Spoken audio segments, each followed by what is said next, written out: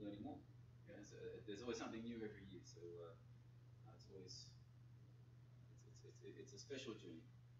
Some people expect, you know, standards similar to as if they're traveling on business. You know, but you know, it's not holiday. It's not business trip. It's Hajj.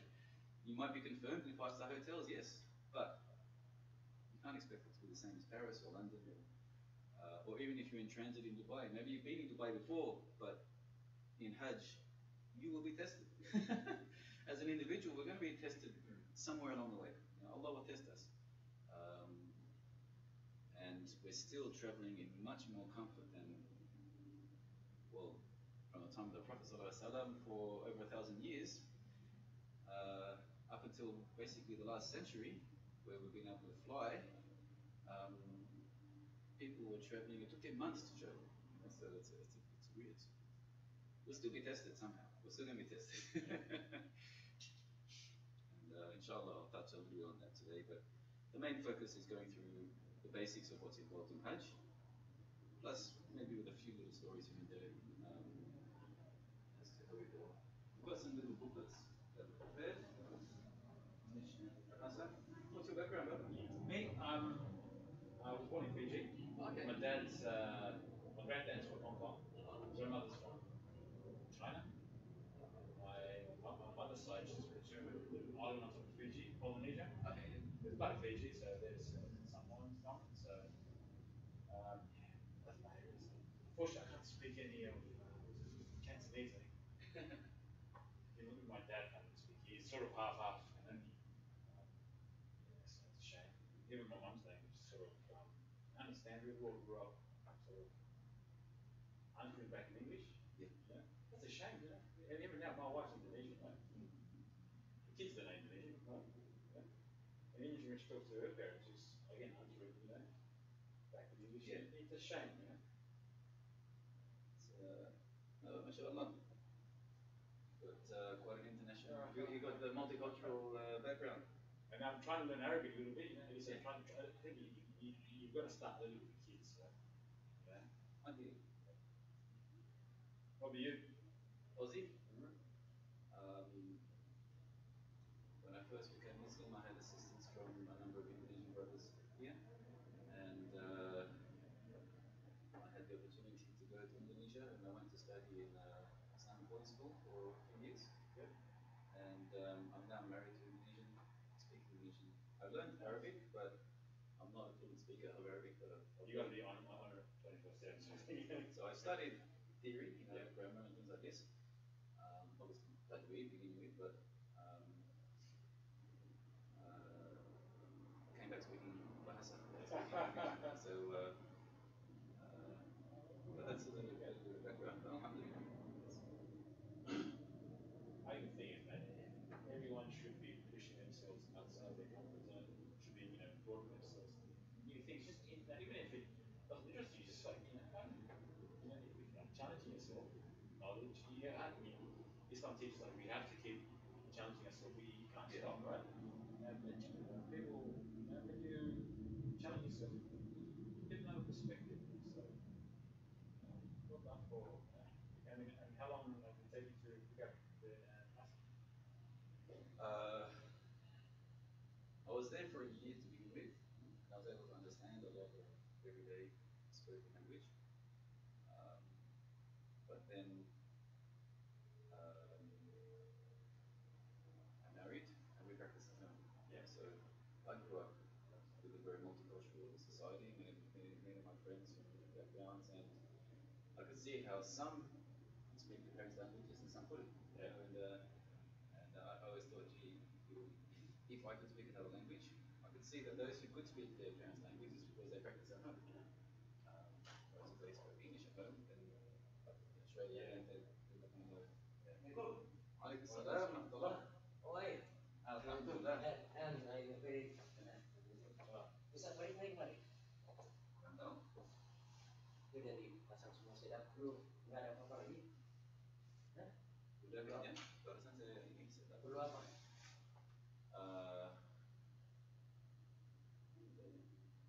Berapa orang? Belum tahu, mungkin 15 orang.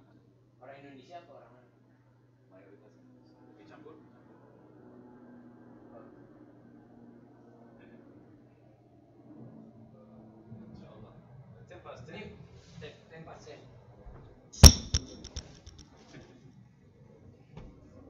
You going to Hajj as well? Pardon? You going Hajj? No, I'm traveling next. My son before last year. His son came with us last year. Yeah, with Alhamdulillah. his sister and wife. Dia, dia dari Indonesia apa Malaysia? Fiji. Oh, Fiji ya. Because of your unique background, you've got that look that is very similar to being Yeah, Indo yeah. Malay. Yeah, true. Yeah. Your background Indian masih Indian. My wife's Huh? my wife's Indonesian. Hmm? I mean, her parents are Indonesian. Oh, yeah. But yeah, no, my father's Chinese. Oh, yeah, my son married with that mean the wife, Yeah. the mother is Aussie, Yeah. father is Chinese. Half caste. Iqbal kawin sama itu, istrinya half caste, Chinese Aussie. The Chinese, they're everywhere. No. I mean, it's half caste, you know. Yeah. The wife is half caste, is a chiropractor. Oh, yeah.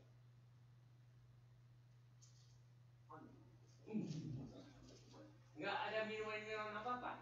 Belum. Dia sendiri datang. Nanti Alif bawa. Pasang heater ya? Dingin nggak? Sedikit dingin sih. Tapi ya nggak apa-apa. Nggak apa ya. Ini ada heater yang sini. Mau heater yang colokan gitu, nggak usah. Oh, nggak apa-apa.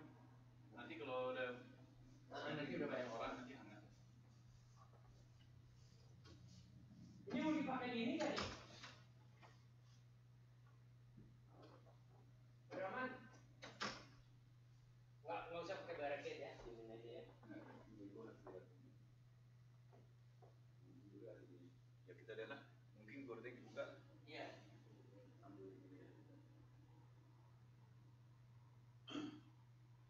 Ini kalau teh semua apa sini? Ya tadi saya kembali.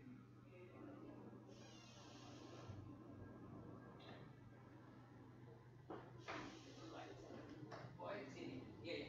Ini ke sini.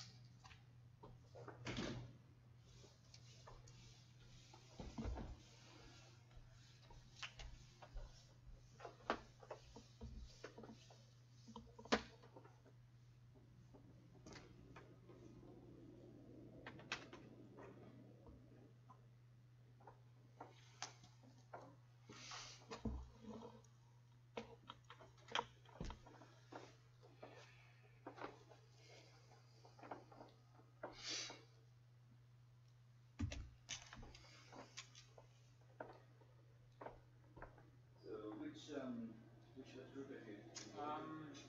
Al Haramain. Bankstown Dali. That's Dali Manabas. Oh, okay. Yeah. My brother-in-law went with them a few years back, and he recommended them. I said, yeah, no worries, I'll just go there. So, yeah. We might. Things I haven't heard. The only thing that I sort of heard from them recently is that that's why they said we have the Hajj corporation talk. I was like, oh man, it's 3 weeks to go.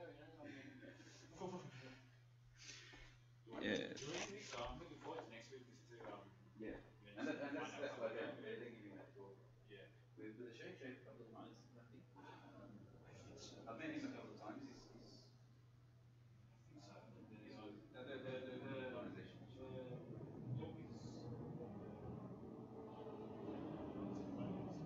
He sent the flyers. He sent the flyer first, and I hadn't received it from Nelly, and I was like, have you got it? I haven't got it yet. And then I got it from them.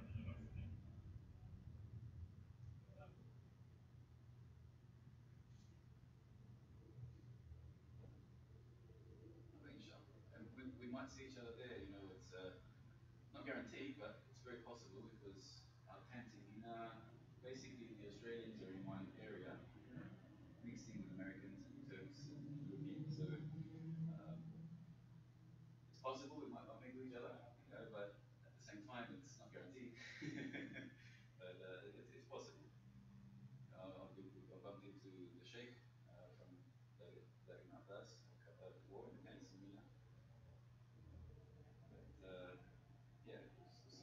Yeah, because I'm trying to learn to read the Quran, and I've been trying for the last month, a couple of months.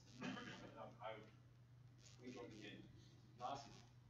I told them it started last week. I told them one of the brothers there when I was registering. I said, look, I'm going to miss about 4 weeks. I'm going to Hajj, inshallah, And he said, oh, wait, I'm going as well. So I've got to organize my classes. And he said, you know what, inshallah, we'll try and make intention. We'll try and meet up over there somewhere. And we'll try and do some, read some catch up. He said, we might see each other. So let's make intention for that.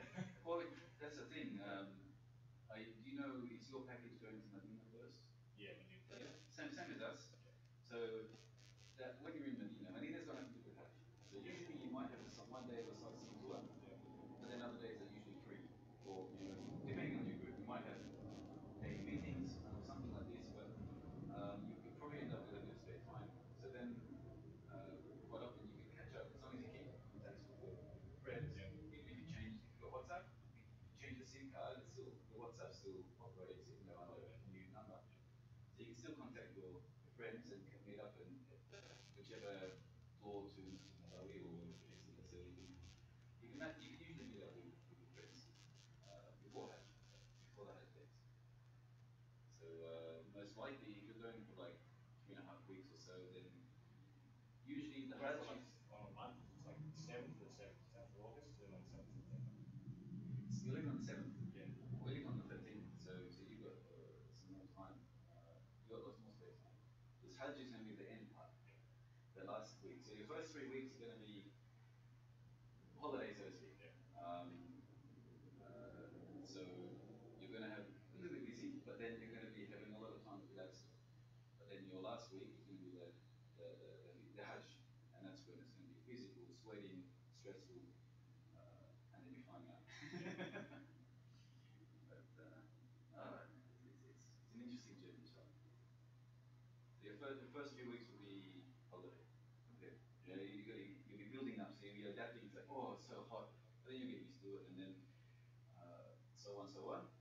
And then you'll be downgrading until the end bit, the Hajj bit. But then I don't get burnt out for the first few weeks like that. Inshallah. Just remember that there's old people that can have it. That's true. Ideally, when we're strong and healthy, this is the best time.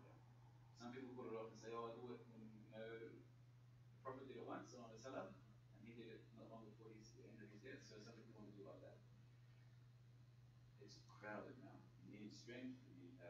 The younger, the more physically healthy you are, the better. a lot of walking involved. And waiting. Waiting. It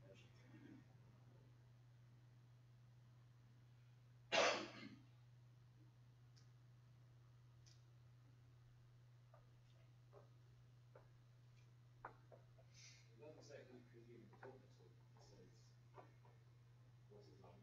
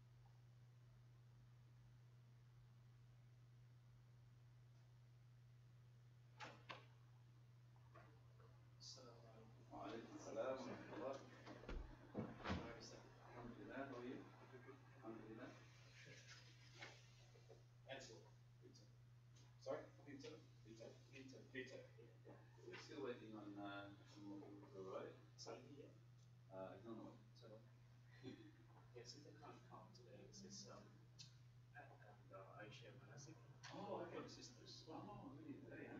Yeah. That's good. Inshallah, we're going to come together on the 20th. Yeah, we have next day, I think it's the end of the month. Yeah, I think it's the 30th. And that's when we'll do some practice. So you can tell.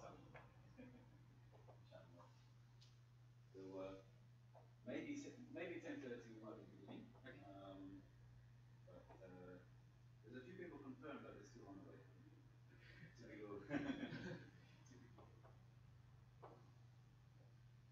Be expected.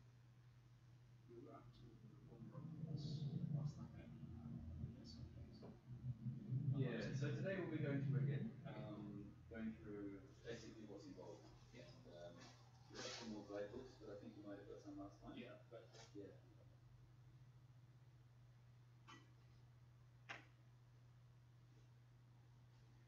went to Brother Ismail David's Manasik.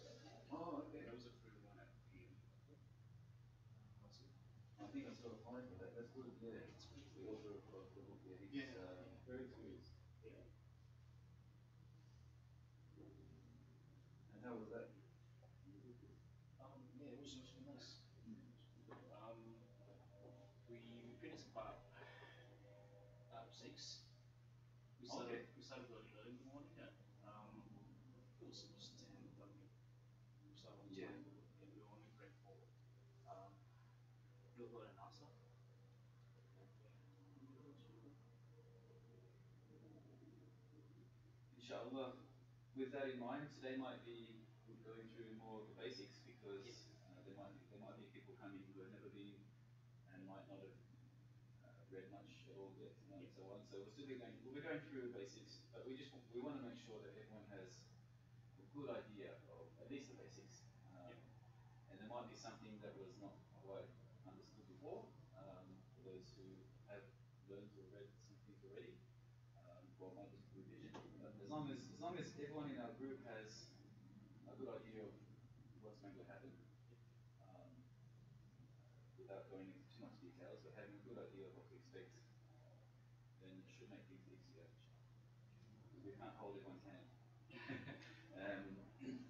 I've seen, and I've heard many stories about some Hajj groups. People, they join Hajj groups and they say, oh, don't worry, yeah, when we're there, there's going to be a sheikh, we'll give a talk and all this and all that. And when they're there, nothing. And the person in charge of the group, he doesn't even tell his members what room he's in the hotel. He doesn't want to speak to anyone. So I've heard stories that some people get there, they join a group, but it's like do your own thing. It's like some people get very confused and worried, So we want everyone to make sure that they understand that with our group, we do everything as a group. We do have spare time. There's days of free time, but we make sure everyone knows what day we'll be moving, and obviously we have to do so as a group, and obviously we try to help everyone to perform their Hajj properly. So we always make sure everyone knows where we are, how we can be contacted, number or WhatsApp or whatever it is. So we can try to help as best as we can. And there are many other groups that some groups are professional and some groups are not. So it's for some this is a business, and for some it's for Hajj, it's for worship. Bring people with Inshallah, Ibn Abbas, his wife's going to the sisters one on today. Oh, okay. Yeah. So, mine's next week, next Sunday. For the brothers. Yeah, I'm going to the Hill. Oh, yeah? Yeah. So he's joined with them, but he's coming today just for the okay. Manasik. Yeah, I was thinking maybe going to as many as we can. Yeah, it's better to that, but yeah, understanding some noise. Yeah. Now I went to Ismail David's one. How did you? No, not last week. Probably about a month, 2 months ago. When did you go? My brother, the same brother-in-law who recommended me to go to Ibn Abbas. He actually booked me a ticket, and it was like about 2 months ago to go and see him in Chippen Norton. Okay. And yeah, it was really good. Yeah, really good. It was all day thing as well, yeah. But and I was thinking the other day, actually on Friday, I was thinking, I forgot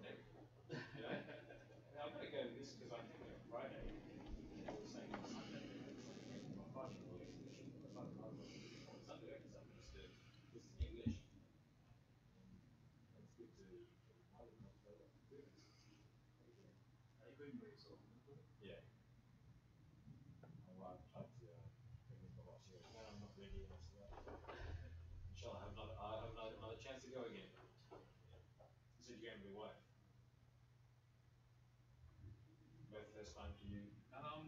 Well, Sirin's like already. It was years ago. Yeah. When it was in Brazil. Oh wow. Obviously, it's been Changed a lot, didn't it? a lot different. Couldn't go different. You and your wife got kids and everything? No, Oh, yeah, the first time too. Yeah, yeah, yeah. So we were thinking to go for the last in the last kind of Ramadan. Yeah. We couldn't get it going, and so managed to work it. Yeah, well, sure. Yeah. Yeah, because almost different. Because we almost we could have spent almost the same. Really? My last Last time Sunday? right, yeah, it's like almost so that's how Yeah, how demanded is it? popular. Yeah. Yeah, yeah. Well, I went to when was this? Oh, about 6 weeks ago, maybe 2 months ago. I went to get my meningitis shot. Yeah, yeah, You know? yeah. And I went to like 5 or 6 different chemists and places that it was all sold out, right? Yeah. And I finally, because I got the script from the doctor in Auburn, and he said, "Oh, I'm actually going to run last 10 days," you know? And he said, "Oh, but I haven't got my shot yet." You know? Did you get the flu one as well? Yeah, I got it. Yeah, because I got the flu one because I knew it was coming. It was right, okay. getting closer to. I got it in 1 day. So because I went to Morocco because there's a healing practice. Yeah. I got the first meningitis. And it's like, should we give you one shot? And I will check with Ali and I said, yeah, you need to get one. Yeah. And the doctor said, she has got a flu. No, she got it. I was like, make sure you got it. Yeah. Get flu shot. And then the night after, I totally crashed. Yeah. Well, flu and everything. Yeah. Well, I got the same thing. I think about a week later. Yeah. We have people interstate that might be watching too. Oh, The Mufti is going to be doing live streaming. That's a very bad quality camera, which is what we can see on that TV screen. yeah. But we don't get the slides, so we might do Facebook live broadcast. Okay. Are you And going with Sunshine? No, Have you? I'm going with Al Haramain. Not even a bus. Oh, that's yeah. All right. Yeah. So they're the same people who will do the talk next week. So yeah, so they're good.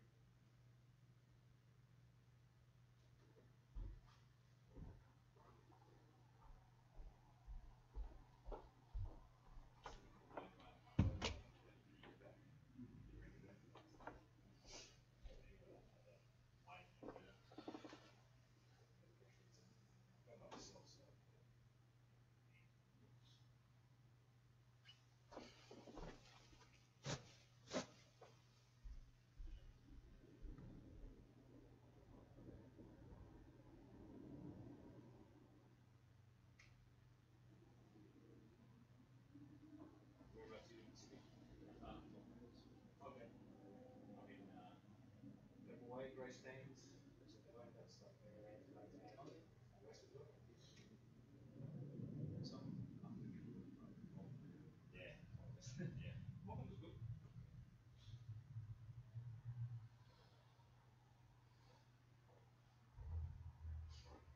What do you do locally?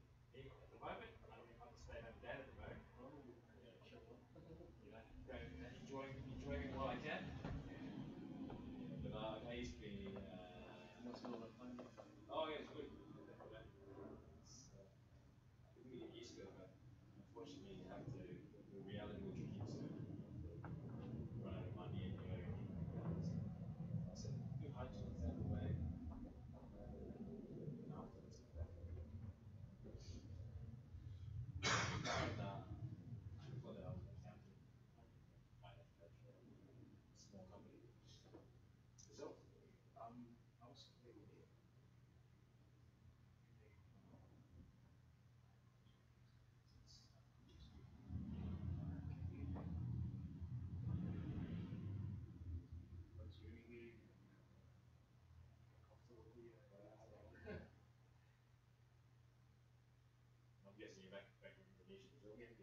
Recognition? No, no, no. My wife is. Okay. Yeah. What's your wife's name? Olivia. Olivia. Olivia. Olivia. Okay. She's one year, but doesn't doesn't do a lot of recognition function for us or stuff. You were born in here? No, I was born in Fiji. Oh, Fiji, okay. My background's my just brother, my father, my granddad is from China, Hong Kong. My spouse is from little island of Fiji, called Rupsula, Polynesian, Well, you look like Indo, to be honest. That doesn't mention here. I like Indo food, yeah. Say that. Got married in, I lived with my in-laws, they got Indonesian. Okay. I lived there for a year. It's easy, I enjoy eating Indonesian food, so she's worried with Indonesian, I'm not sure, and all she cooks it. I said, no, don't worry, it's fine, honey. Oh, you come in with the language? Me? Sort of. I'm not easy. I do. A little words here and there. I lived there for a while, but my wife, she doesn't. She was speaking Indonesian on and off. Yeah. We're a lot of speakers in Japan. I know. That's interesting. I'm just telling myself, you got to start with the kids. Make sure it's our kids. They my wife doesn't speak. So try to speak.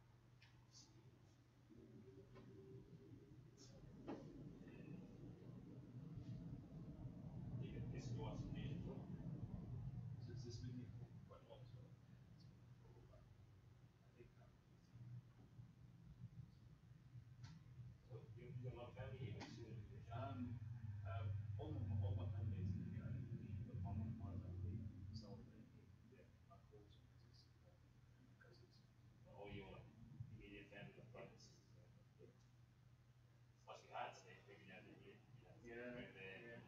For the first few years, it was really hard because the thing is like that so much travels. Yeah. Time with them, they just quality time. 7 hours a When night. you have kids though, Yeah. it's a bit tough. So without my wife, without our family, and having kids living in Australia, it's tough, because they help out a lot. As long as you Yeah, we have very good communication because yeah. we have to travel. That's what we're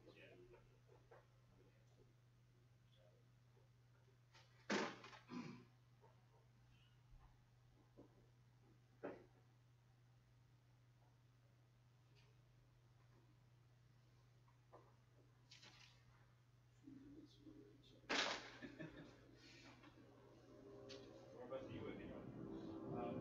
over in the city. Yeah. Tonight. Oh, Jamaica. Where's Jamaica?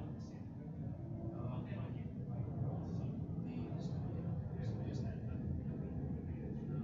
studio. The studio is at they just take so things and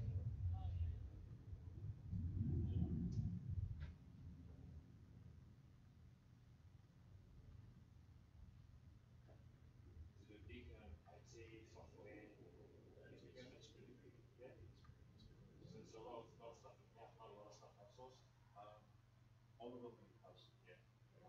It's very syndicated the company and stuff. That's great. I suppose that when it comes to companies like that, there's a lot of competition, right? Yeah. So you really got to keep it in house, right? Yeah, and we used to be part of we shared culture used to be developed to Microsoft. So going back I guess 10 years ago. So everything is moving to the company now. So pretty much with everything from scratch. I used to work for a recruitment agency that specializes in IT. What's the name? Launch recruitment. Launch recruitment. They're small agency.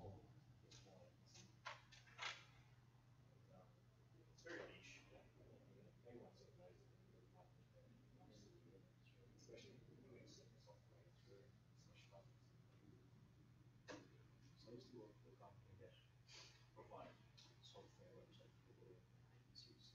Oh, okay. So Which one was that? TXT. GXT. TXT. So they provide a solution. Yes. So you can book your possible for job Yeah. boards, or Ah, okay. yeah, they provide the What was it had? yeah, Yeah.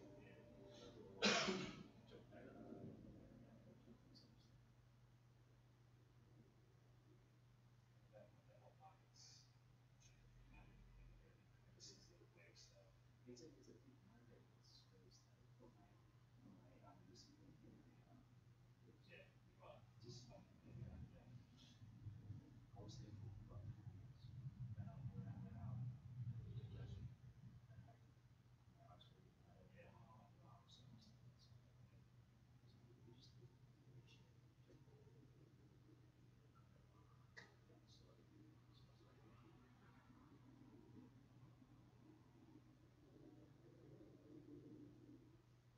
I don't know.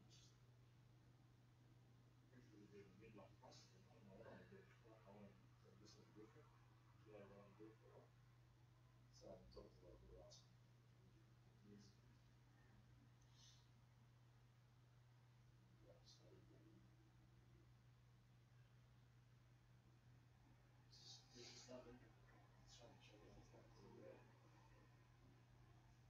keep myself busy. The good thing about not working when I've been all the time, obviously, especially once I've finished, you spend more time on my time. Usually like you rush, everybody like rush right, this one, yeah, rush there. You say you gotta rush there, like you're straight, you're gonna run, yeah, so whatever, turn whatever, always, so I'm always it's, easier just trying to, well, I don't know myself, I drive around that or drive around, customers there, spend more time, it's a bit quicker. Yeah, it was work because I used to live in Sweden for quite a long time.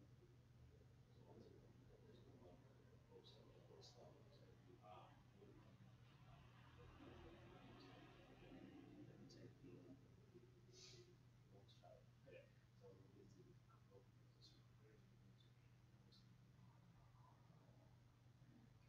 went to Vienna, then I was in Prague, it's very nice. And with the classes, showing I got credits in Sweden. So I was in Prague for 18 months and Prague as well. So I spent because that's the good thing about public transport. It's like easy, like it's safe, relaxing, anytime you need to.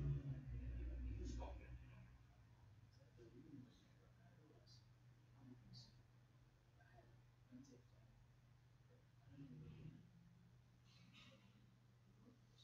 somehow took me out of it. But everything I spent time there, I didn't have to run yesterday.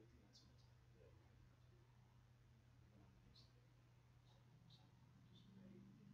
and just all of that. yeah, so yeah, that's the way.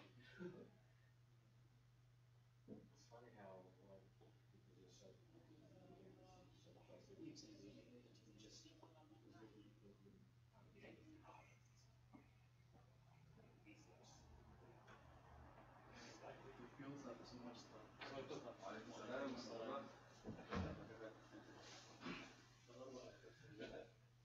Okay, so we're about to begin, inshallah. Assalamu alaikum. وعليكم السلام ورحمة الله.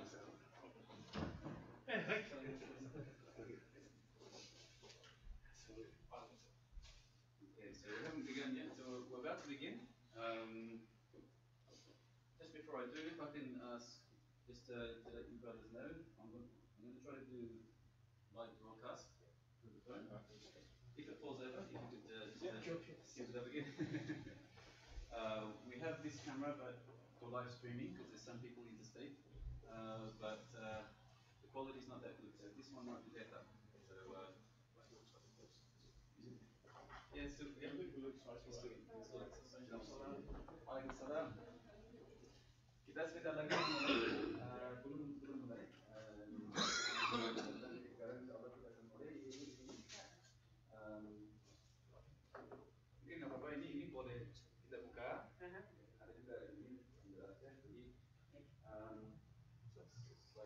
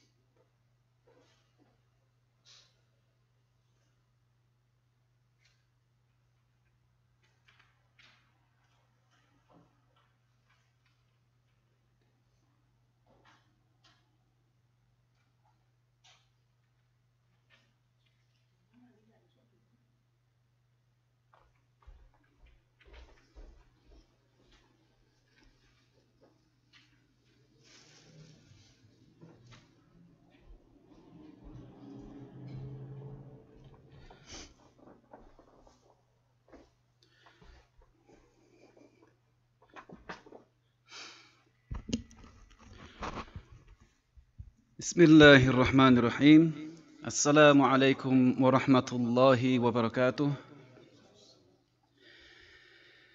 إن الحمد لله نحمده ونستعينه ونستغفره ونعوذ بالله من شرور أنفسنا ومن سيئات أعمالنا من يهده الله فلا مضل له ومن يضلل فلا هادي له أشهد أن لا إله إلا الله وحده لا شريك له وأشهد أن محمدا عبده ورسوله اللهم صل وسلم على نبينا محمد وعلى آله وصحبه ومن تبعه بإحسان إلى يوم الدين رب اشرح لي صدري ويسر لي أمري واحلل عقدة من لساني يفقه قولي أما بعد.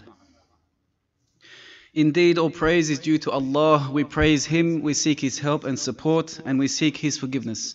We seek refuge with Allah from the evil of our own selves and from our bad deeds.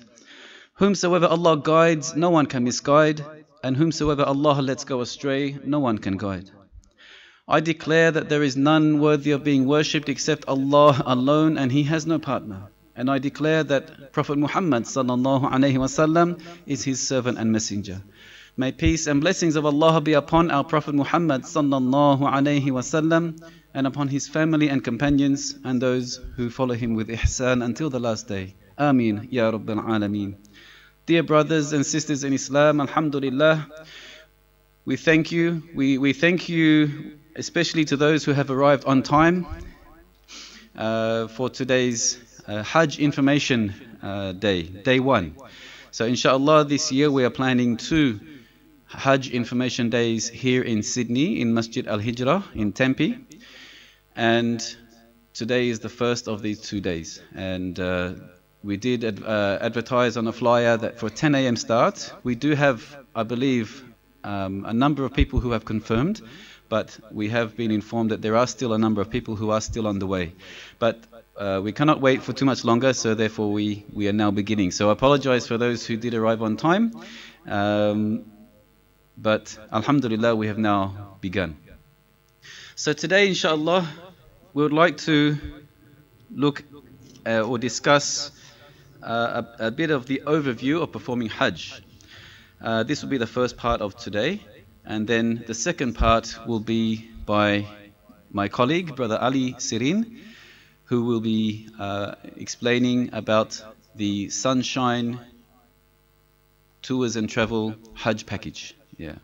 So some of us here today have enlisted or enrolled in this year's Hajj package with Sunshine Tours and Travel, and some have not. Yeah, but that's fine. Today is a general public information session discussing an overview of performing Hajj. So we want to try to assist everyone who is either traveling with us or traveling with another group this year, or anyone who is thinking about doing Hajj in the future.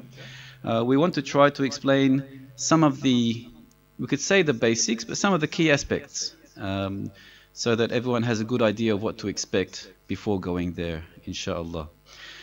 So today we will be breaking in just over an hour for Dhuhr. The time schedule here for Sydney time is 12:06 p.m. For Adhan.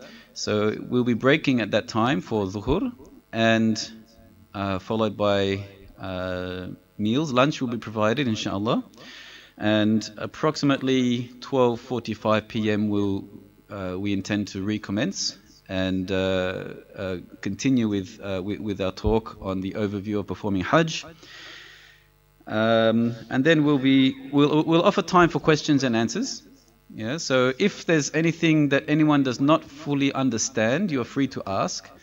Now, as many of our congregation and many of our people who are enrolled with our Hajj group this year are of Indonesian background, not everyone, but many people are, I would like to inform that all Hajj guides speak Bahasa, but English will be our main language for our discussion today.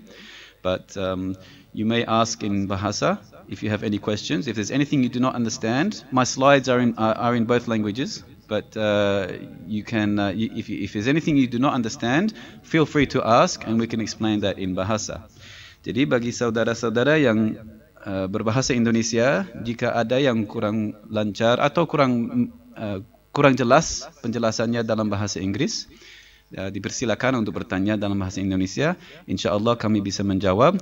Dan setiap pembimbing haji dalam rombongan haji bersama Sunshine tahun ini bisa berbahasa Indonesia, ya, insyaAllah. Okay, so for today, Alhamdulillah, again we are grateful to Allah for allowing us to gather here today on this fine and sunny but yet cold winter morning here in Sydney. My hands are actually still freezing at the moment. I believe it's maximum forecast, it's less than 20 degrees for today, it was the forecast. So we are in winter here in Sydney, but in a few weeks time, inshallah, we'll be departing to somewhere which is much different. So we'll be in quite the opposite type of weather very shortly, inshallah. Now, if you can see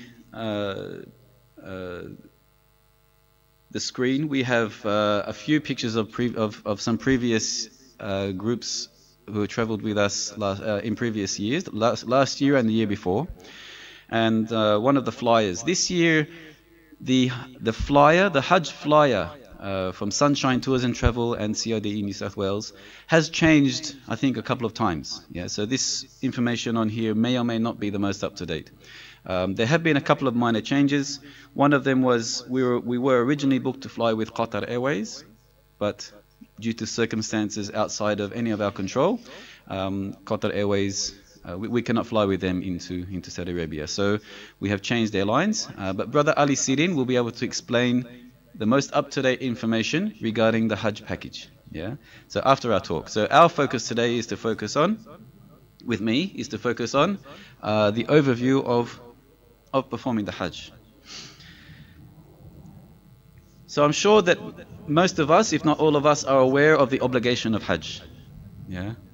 It is clearly an obligation. Allah subhanahu wa ta'ala revealed in the Holy Quran, أعوذ بالله من الشيطان الرجيم وَلِلَّهِ عَلَى النَّاسِ حِجُّ الْبَيْتِ مَنِ اسْتَطَاعَ إِلَيْهِ سَبِيلًا. And due to Allah from the people is the pilgrimage to the house, for whoever is able to find thereto a way. Yeah. So this is clear in this ayah alone, in this Quranic verse alone, it is clear of the obligation of Hajj. Yeah. So it is an obligation upon the people to perform pilgrimage to the house. And that is in itself already clear. And among the many hadith, just to touch briefly, one hadith, it's narrated that our beloved Prophet Muhammad sallallahu alaihi wasallam said, "Ya ayyuhan nas, inna Allah qad farada alaykumul hajj fahajju." O people, verily Allah has made Hajj obligatory upon you, so perform Hajj. Yeah. And of course, there are many other hadith discussing the topic, but the point is clear. We understand that Hajj is indeed an obligation for whoever is able. Yeah. And the topic as to what is meant by able or the ability, in summary, financially, physically, and scholars have discussed this in more detail. Our point is, I believe we understand the point here of the obligation, and inshallah those who have already registered understand this obligation and are preparing to fulfill this obligation, inshallah. Now, according to scholars, and sometimes there might be slight differences among the scholars, but overall, majority of scholars would agree that on most of these points here, that there are a number of prerequisites to perform Hajj. So the Hajj is considered obligatory, compulsory, upon anyone who is Muslim, anyone who has reached the age of puberty, anyone who is of sound mind, free, meaning not a slave, financially and physically able to do so, to have a mahram for women, and if the journey is considered safe to perform the journey. Yeah. Now, there might be one or two points here which might vary from one book of fiqh to the other, but overall, this is a summary of the main points that majority of scholars would agree. These are among the prerequisites. Yeah. So for anyone to perform Hajj, yes, it is an obligation upon mankind, but that does not mean that every single human being goes there right now. If they're not Muslim, they cannot enter the area. Yeah, for example. So these are some of the prerequisites. First being a a Muslim, of course. Now, there are three ways or methods of performing or types of performing Hajj. Yeah. Now, we don't want anyone to get confused. Perhaps some people might already know this, but I hope that this will serve as some revision for you. But if you are not familiar with this, then we'd like to explain this as simply as possible, inshallah. So, there are three ways or types of performing Hajj. And don't worry about the names. If you're not familiar with the terminology, don't worry. The point is, we'll just be discussing so we have an idea of what this means. So the three methods of Hajj, there's Ifrad, Tamattu' and Qiran. And we'll touch briefly on what is meant about this. So what is different between these three ways of performing Hajj? Overall, they are all identical. They are all the same. They're all doing the same things, basically, with a few with just a few slight differences. Ifrad, for example, performs Hajj only without Umrah, because the other two has Umrah involved. Yeah. So someone who does Ifrad, they are doing Hajj only without Umrah. Another point that's unique to Ifrad is that they wear the Ihram clothing from the time of arrival until the end. So they are in the state of Ihram, wearing Ihram clothing the whole time they are there. For people doing this type of Hajj, it is not obligatory for the pilgrim to sacrifice an animal, known as the Hadi, as mentioned in the Quran. And this is for those who are living in Mecca. Yeah. Then there's Tamattu'. Yeah, this is the second way or method of performing Hajj, Tamattu'. What is unique to this method of Hajj, overall everything's the same except that Umrah is performed, and Umrah and Hajj, they are both performed separately. So Umrah is done first, and then Hajj is done a little shortly after. Ihram is worn first for the Ihram, and then when the Umrah is completed, we are out of Ihram, wearing normal clothing and so on. And then we adopt our Ihram again to perform Hajj. For people doing this type of Hajj, they must sacrifice an animal. Yeah. And the third is Qiran. So with Qiran, both the Hajj and Umrah are performed combined, together. Yeah. Ihram is worn once only and not taken off until the 10th of Zulhijjah. And for people doing this type of Hajj, it is obligatory to sacrifice an animal. Now, for some of us, we might have already known this. For some of us, some of this might be new. I don't want to confuse anyone. If there's anything we do not understand, even if we do not know what is Ihram, we'll be touching on this in just a moment. Yeah. So this is just focusing on what some of the differences are between the three ways of performing Hajj. So one might ask a question: if there's three ways or three types of performing Hajj, which one is the best? Which one is afdal? Which one is the best way of performing Hajj? Does anyone know what is the best way of performing Hajj? What is considered the most rewarding or the best option? So there's three ways. If we want to do Hajj, does it matter which one we choose? According to scholars, there's some different opinions. So according to Imam Malik and Imam Shafi'i, Ifrad is the most rewarding or the best one to do. According to Imam Ahmad, Tamattu' is the best way to do. And according to Imam Abu Hanifa, Qiran is the best. So we can see here that the scholars vary in their opinions. Perhaps we might be wondering why. Maybe sometimes we understand in Salat there are more differences, but in Hajj, why are there so many why are these opinions different among each one? Well, we might come back to the example of the Prophet ﷺ, and to begin with, how many times did the Prophet ﷺ perform Hajj? Does anyone know? Once, yes. So we understand that our beloved Prophet Muhammad ﷺ performed the Hajj once, yeah, and he performed Qiran.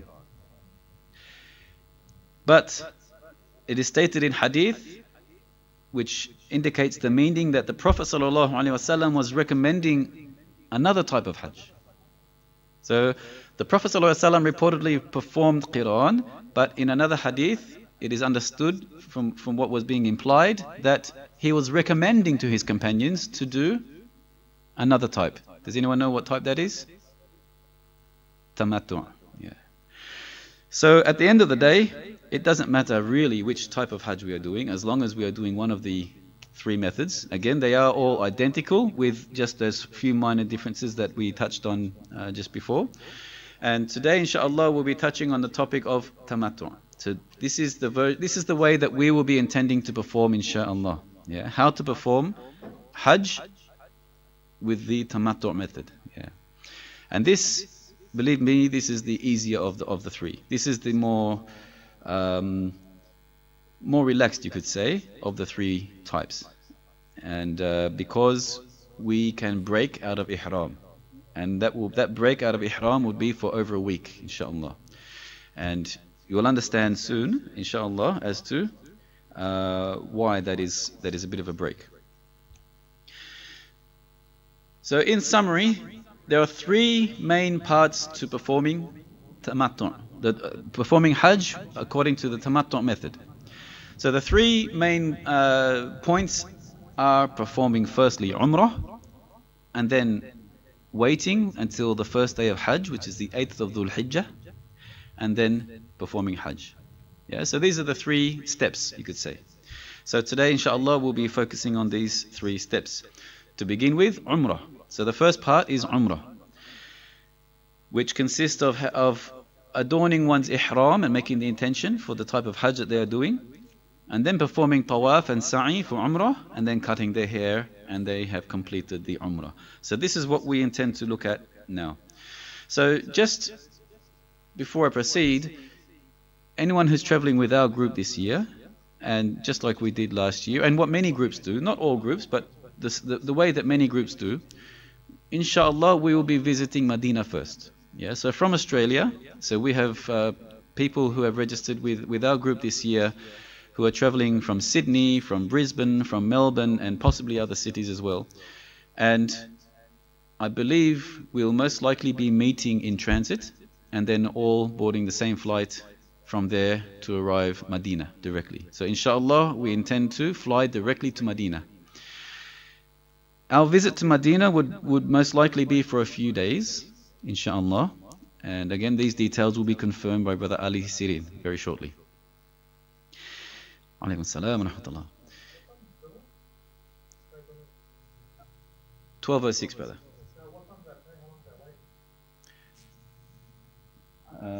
10 minutes after Adhan.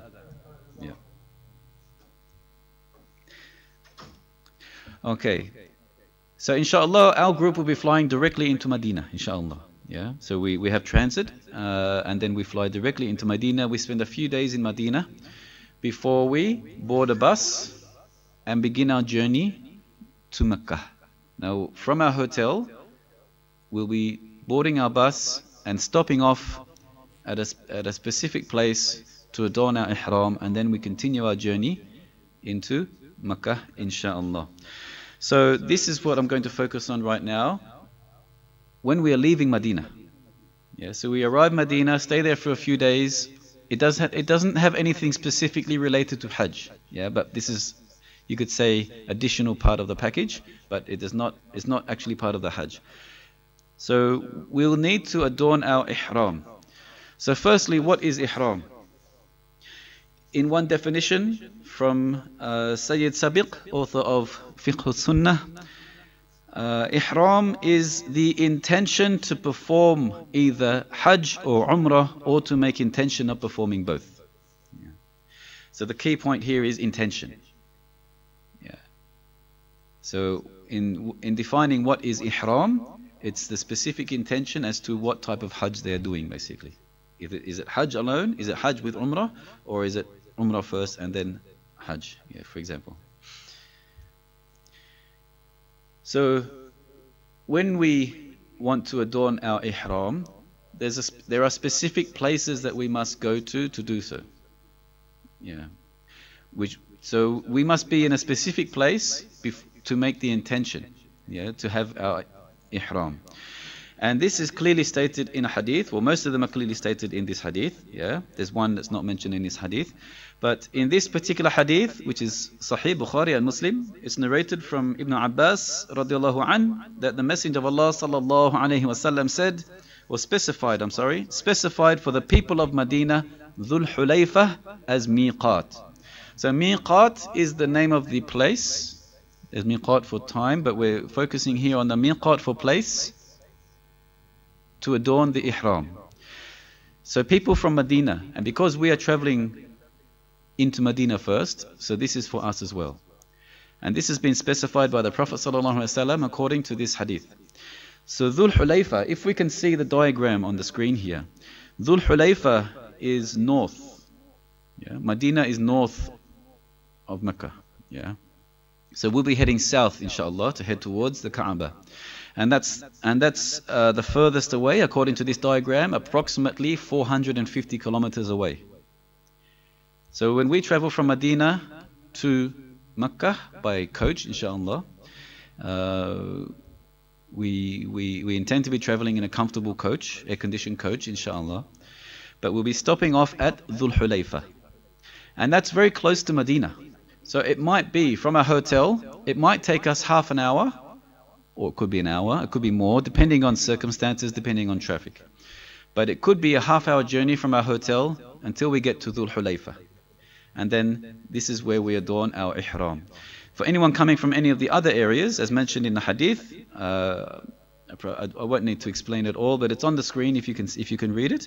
Mentioning anyone traveling through, depending on which area or which direction we are traveling to come to Makkah, we need to stop, or we need to adorn our ihram, make our intention at the miqat. Yeah. So inshallah we'll be physically stopping off and entering the place to make our intention, inshallah. And before I continue, our slides are bilingual. Yeah, our slides are in both English and in Bahasa. If anyone would like a copy of these slides sent to them, emailed to them, then we can do so. But we have also provided and prepared for you a summary of these slides in booklets, in English and in Bahasa Indonesia, and both are identical, inshallah. Yeah. So each page number is identical, the same information on each page number. It's a complete translation, yeah, inshallah. So this is a summary in these, but if you would still like to have a copy of these slides or a PDF version of these booklets or a booklet sent out to you, please let us know or contact us and we can send these out to you, inshallah. So from Medina, we enter into ihram at the specified area, the miqat, with intention, niyyah, for umrah, because we are performing the tamattu' method of Hajj. There are recommendations in preparing for ihram. Yeah.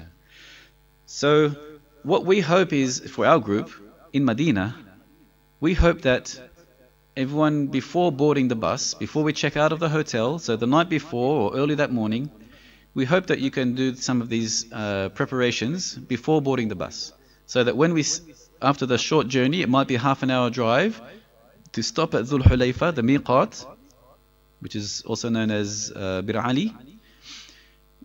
We hope that everyone is already ready before that, so all they need to do is make the intention when they get there. Yeah. So preparation. It is recommended to trim your fingernails and toenails, to shave under the arms, to shave the private areas, to trim the moustache for brothers. For men, it is recommended to apply perfume to the head and beard, not on the clothing, not on the ihram garments, but on our body. For women, not permitted to wear perfume, especially when in ihram. So this is some preparation, and we'll get to the point as to why these are recommended. So for men, for brothers, when someone is in the state of ihram, it is obvious from the way that they are dressed. Yeah, from the way that the men are dressed, then it is clear that this person is or should be in the state of ihram.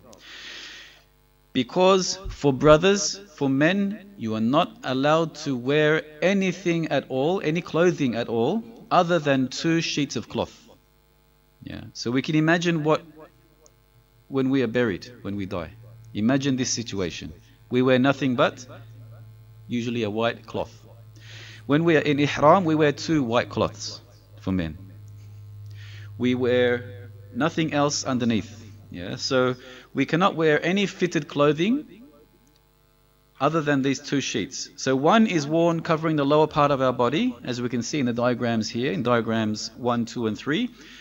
For those from Indonesia and Malaysia, you'll be familiar with wearing sarung. So if you are used to wearing sarung, then that's fine. It's just like that. The only difference is the ends are not yet stitched to each other. Yeah, so it's just a big white sheet. Yeah, jadi kain polos, kain yang belum disabung ujungnya. Yeah, so it's like wearing sarung, but you need to wrap it around extra. And the other difference is you're not wearing any underwear. Yeah, so for men, you're wearing a dress or a skirt, but if you're used to wearing a sarung, then it shouldn't be too difficult for you, inshallah. And the second sheet, the second piece of material is worn covering the top part of our body, as we can see in the diagram here. Now, today we will not be having a demonstration physically for time restrictions, but as we explained, we have 2 Hajj information days here in Sydney, inshallah. And day 2, which I believe is in 2 weeks' time, also on Sunday at the end of the month, that's when we'll have a practical session. Yeah, so today is the theory. Yeah, today we're going through the theory, and in our day 2 or part 2, which will not be live streamed, we'll be having practice tawaf, practice sa'i, and some practice wearing ihram on that day, inshallah. So today we're covering the theory. So if you can see the diagrams here, that's a little bit of what to expect of what we'll be wearing. So for men, we're not wearing anything else other than that. For men, similar to the little diagram on the picture on the screen here, the right shoulder is uncovered during tawaf for umrah. Yeah, for the pilgrims doing the tamattu method of Hajj. For those who are performing tawaf, those who are performing ifrad or qiran, then their first tawaf is tawaf al-qudum, the welcome tawaf. That's when they uncover it. So our first tawaf, when we're in the state of ihram, for us, it will be for umrah. That's when we uncover our right shoulder, on a diagonal angle, similar to the diagram, the small picture on there. For men, we are not allowed to wear any head coverings. So we cannot wear any hats, any turbans, any material or of any sort on covering our head. As I already touched on the topic, no underwear for men. Shoes or sandals must not be covering the ankle. And we are allowed to wear a belt, such as in the previous diagram here. We might see the green belt on the screen here. Belts can be used to help keep up the ihram, and there are Hajj belts which have zips and little pockets in them where you can put your money in, or something like that. Any particular valuable you can put in there as well. So that's permissible. We are also allowed to use safety pins. So if you're constantly having problems with your ihram garment and it comes loose all the time, you can use safety pins to keep them together. A bit like nappies. If you want to buy safety pins, go to the chemist and buy those big ones that are used for nappies. The olden day nappies. Most people these days use disposable nappies. In the old days, in Australia, people used to use the cloth nappies, a bit like small towels, and wash them again and use them again, and they would use safety pins to keep them together. But you can still buy these safety pins in most chemists. We are allowed to use watches, hearing aids, glasses, things like this, because that's not clothing. Yeah. And we can use an umbrella if it's hot, not because of rain, but to shade ourselves from sun. We can use an umbrella, but we cannot wear a hat. That's the point. Yeah, so we cannot wear a hat, an actual head covering, because that's more in line with clothing. So we cannot wear any clothing except for the 2 sheets of cloth, and we can use sandals. We can use other accessories, watches, glasses. That's fine because it's not clothing. For women, basically you are free to wear whatever you want, as long as it is shara'i, in accordance with Islamic dress code. Yeah. So for sisters, you can wear basically whatever type of whatever clothing you're wearing, as long as it is covering the awrah. And according to hadith, it's stated that the Prophet ﷺ told his sister-in-law Asma that the parts of the woman that should be covered is the entire body except for the face and hands, palms of hands. So as long as everything is covered in accordance with the Islamic dress code, that's fine. You don't have the same issues that men have. Yeah. So for men in ihram, that's the big difference, where we're wearing nothing but 2 sheets of cloth and sandals. For sisters, clothing does not have to be white. Yeah, sometimes people think it must be white. It's not the case. You can wear whatever color, but usually the men's ihram garment is white, and sometimes sisters, they want to be matching in white. But that's only up to your personal preference. It does not have to be. Women should cover their feet. This is a recommendation because the whole body, except for the face and hands, means the feet covered. For sisters who would normally wear a face covering, whether it's a niqab, chadar, we say in Bahasa, chadar, niqab or burqa, that's not permitted when in a state of ihram.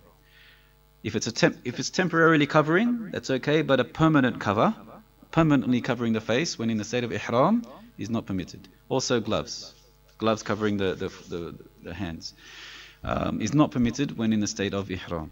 Yeah, if there's sisters who are joining us who would normally wear that, when you're in ihram, you cannot wear that. So inshallah, in day 2 of our Hajj information session, we'll have a bit of a practical wearing the ihram garments. But for time restrictions today, we won't be having practical. We're focusing on the theory. Feel free to search YouTube. There are many, thousands. If you search for a tutorial on how to wear ihram on YouTube, there will probably be thousands of tutorials coming up how to wear the ihram garments. Yeah, not too difficult, but of course, if we're not used to it, then we might need a bit of practice. So, inshallah, we'll have a bit of practice on day 2, and also for those who are traveling with us this year, you'll be receiving as part of your package. I've been informed, the Sunshine Travel usually provides 1 ihram set per person for each brother. In Medina. So when we are in Medina also, we have a number of days in Medina where you can practice wearing in the hotel room before the time comes that we actually have to wear it properly. Okay, so when we leave Medina and we board our bus, we board our coach, what we hope is that all brothers will already be wearing the ihram garments. We are not yet in the state of ihram because we have not yet made the intention. We must make the intention when we are at Dhul Hulayfa, the miqat. Yeah. But because it's only half an hour drive, to save time, we highly encourage, we would request everyone in our group, or for all brothers in our group, to wear the ihram garments when boarding the bus from the hotel in Medina. So that when we reach Dhul Hulayfa, there's no time wasted in having to change clothes and all this. So all you need to do is get out of the bus. If you still have wudu, you can go straight in the masjid. You can pray, make salat in the masjid, pray sunnah in the masjid. If you need to renew your wudu, you can. There are shower facilities, but we hope everyone has already done a full body wash before leaving Medina, and saving time so that we just go there. Brief time for salat, and we gather together, make sure that everyone has made the intention, and then we board the bus again. So when we are at the miqat, and double check again, are we dressed properly? Double check. Sometimes people forget, they might still be wearing their underwear, for brothers. Double check, are you still wearing any underwear? Make sure you're wearing the proper clothing, and then we make intention. The intention that we make is for umrah. So we make intention that, Ya Allah, I'm here to perform Umrah. And as we can see here, an example of intention is to say, Labbaik Allahumma Umratan. Or we might find in some books something like Labbaika Umratan. That's fine, it's basically the same meaning. I am here to answer your call to perform Umrah. Or if you add Allahumma in this intention, you say, I am here to answer your call, O Allah, to perform Umrah. We do not make intention for Hajj at this moment. This is what's different, the difference between the three methods of Hajj. Because one of them makes intention for Hajj only. The other one makes intention for Umrah and Hajj, but because we are performing Tamattu', it's very important we make the right intention. We are making intention for Umrah only. Because we will adorn our Ihram a second time later, and then we'll make our intention for Hajj. Yeah. So separate. We're in Ihram twice, so each time we make a separate intention. So our first intention is only for Umrah. So we say, Labbaik Allahumma Umratan, and in this case, scholars recommend that we actually utter it. We don't have to say it too loud, but we are encouraged to actually say this. And we can say this individually, but inshallah, I'll try to make sure that everyone has made the right intention. So if not outside of the bus, or as soon as we board the bus again, we'll make sure that everyone has said this. We might want to say it again as a group, but the main thing is, we say this intention, yeah, inshallah. So once we have made the intention, which we cannot do until we make sure we're dressed appropriately, and that point is more especially for the brothers, we're dressed appropriately, then we make the intention at the proper place. Now for sisters, even if a woman is in a state of monthly menstruation, you might not enter the masjid in Dhul Hulayfa, but you still adopt your ihram and make intention at the miqat. Yeah. So even though performing salat in the masjid is not the requirement for ihram, but being at that place is. Yeah. So we're in the right place, even if you are not in the state of purification for praying, you still make the intention at that place. Yeah. In the hadith, it's stated from Ibn Abbas radiallahu anhu, who reported that the Messenger of Allah sallallahu alayhi wasallam said, a woman in a state of confinement after childbirth and one in her menstruation period must take a complete bath, ghusl, declare her ihram, meaning to make intention, and perform all the rites of Hajj except for tawaf around the Kaaba. She can't do the tawaf around the Kaaba until she's in the purified state. But she can do everything else to do with Hajj. Everything else can be done, but she can do that. She may do the tawaf again after she's in a state of purification. Yeah, so that's a general guideline in this hadith, which is very clear. So after the intention has been made at the place, at the miqat, then we are encouraged to recite talbiyah. Yeah, so everyone who has come to perform Hajj is encouraged to recite talbiyah. And the talbiyah, so there's not too much that we have to learn in Hajj. Now, just on that point, I'll just mention, when I first became Muslim a number of years ago, and started learning about basics of performing the 5 pillars of Islam, for example, basic fiqh, and when I started to learn about Hajj, at first I felt very overwhelmed. The books that were available at the time were very thick and contained many pages of many du'as and words of dhikr that we have to say in Arabic to perform Hajj. And it led me to believe, I won't be able to perform Hajj until I can speak Arabic, and so on and so forth. It'll take me how many years or decades to remember all of this? How am I going to memorize all of these pages of words in Arabic? As a new Muslim, it was very daunting. After a few years of learning, I came to realize that in fact, there's not a lot that we have to say in Arabic. Yeah, the most that we have to say in Arabic, for those who are not of Arabic background, is in Salat, Al-Fatiha, and the few things we say in Arabic when we perform our prayers. In Hajj, though, there's not a lot that we actually have to say in Arabic. There are a number of phrases and a number of words of dhikr and du'as that we are recommended to say in certain circumstances, but that which was set, where the example was set by the Prophet ﷺ, is actually very small amount, very few. So not a large amount of du'as or words of dhikr were actually set according to hadith. It turns out that a lot of books that were written in the old days were recommendations from scholars. So I'm not saying that they're wrong and you shouldn't say them, but all I'm saying is, especially for those who are of non-Arabic backgrounds, there's a lot of du'as and dhikr that in fact you do not have to say in Arabic. Yeah. But this is one of the ones that we should, if we're able to. Yeah. If we're able to learn this phrase in Arabic, then this is one of the ones that we are recommended to say in Hajj. Talbiyah. So we are encouraged to say this from the time of adorning our ihram.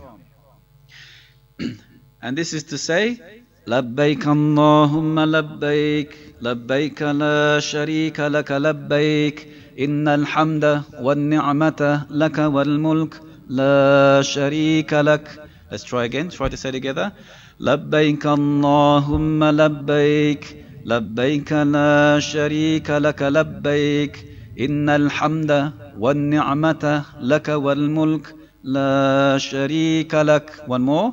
لبيك اللهم لبيك لبيك لا شريك لك لبيك إن الحمد والنعمة لك والملك لا شريك لك. Now there are different ways we can say this. In Indonesia and Malaysia, there are some people who put that in songs. I remember when I was in Indonesia, there was there's a group band called Bimbo from Bandung in Indonesia, and you can hear these words in their song. In Malaysia, there's a group called Raihan, and they also sing these words in a song. Whatever helps you to memorize these words. Many people will be saying it in not much of a tune the way I just said it, not very nice sounding, but some people might say it in a nicer way. That's up to you. But we are encouraged to recite this, men and women. But for women, it's enough for you to recite it that you or maybe the person next to you can hear your voice.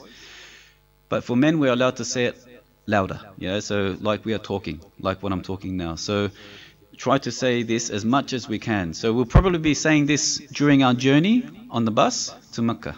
Yeah, so we are in ihram, and we start saying this as often as possible. Of course, we are allowed to have a break. Yeah, we can have a nap on the bus, that's fine. You can sleep on the bus.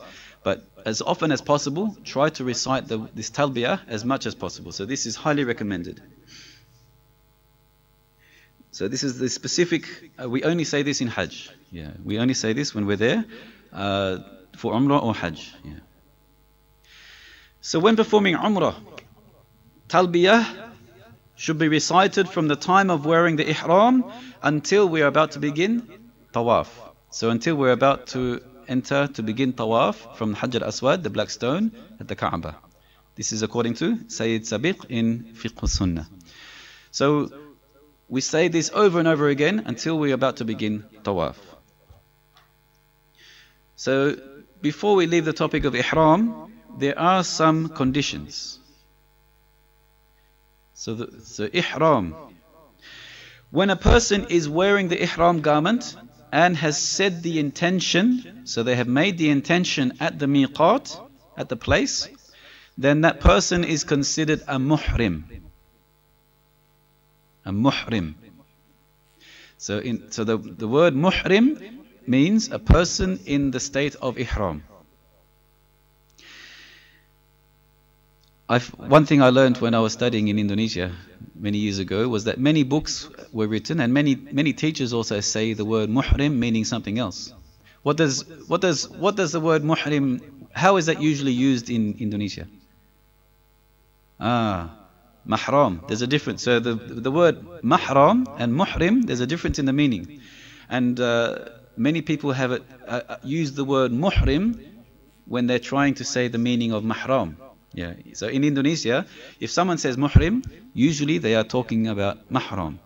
But in actual fact, the word muhrim means a person in a state of ihram.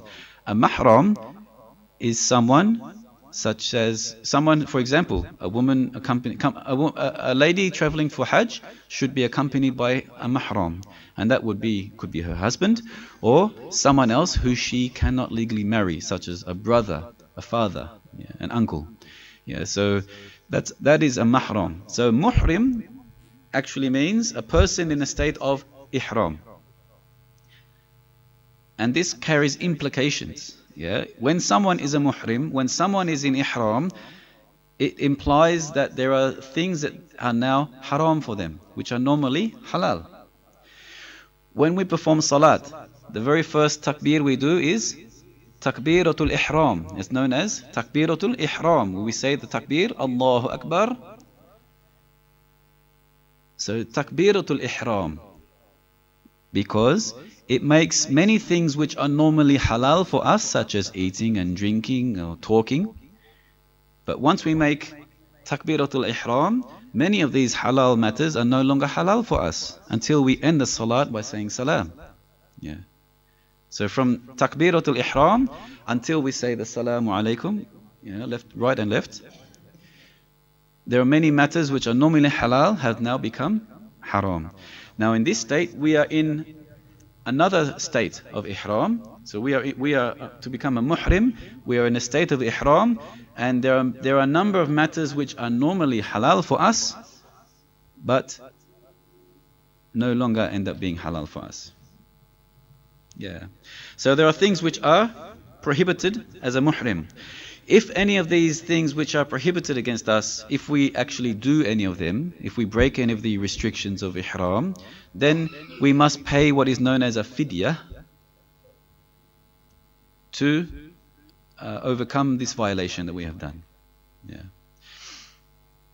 So what are some of the examples of these? Well, this comes to the answer as to why are we recommended to do some of those things that I mentioned before we are in ihram. Why are we recommended to cut our fingernails and toenails and things like this, which we might do similar to preparing for the day of Eid or for the day of Jum'ah, yeah, for Friday.